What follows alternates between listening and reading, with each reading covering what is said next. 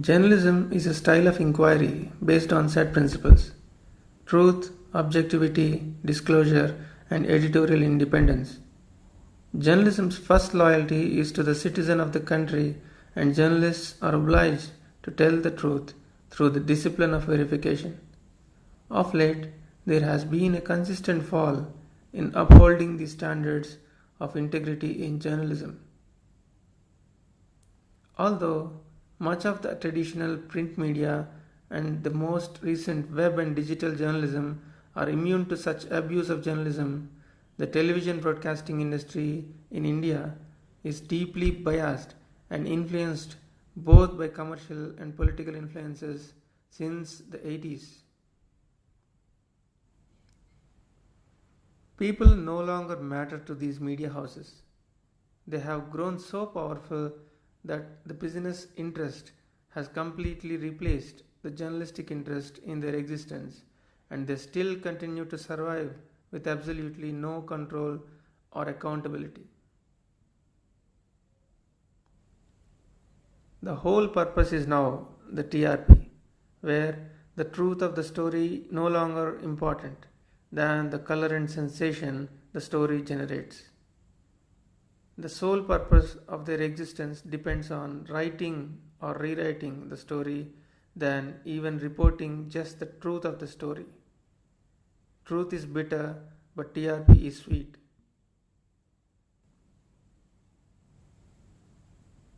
There are shocking instances where the journalists have forgotten national interests and very opportunistically crossed their limits in revealing most sensitive information. There are known instances where the journalists have blatantly broken the journalistic discipline and acted as brokers between policymakers and business houses in the country. And there are several instances of media houses acting as arbitrators, running propaganda against a chosen religious community or a person to push their own self-interest without shame or regret. With such foreign interests in the form of FDI in the news media till date, India has witnessed the worst form of adultery between journalism and politics. The traditional contamination of journalism with leftist ideology combined with the recent FDI lifesaver has taken the menace so far as to decide the story and to divert the people away from nationalism for over 40 years. However, there have been few opportunities for the citizens and the nationalist thinkers to revive and bring back news media back to journalism. Some citizen groups and individuals have even set up independent media groups on web and social media networks, but none could seriously materialize these media crooks to stop their shameless news trading.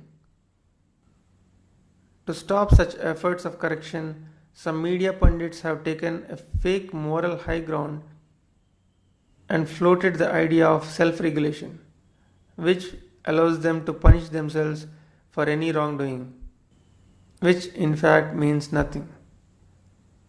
This argument of self-regulation went a bizarre turn when one pundit demanded strict and swift laws of defamation on citizens and critics. It is like the thief asking for stricter laws.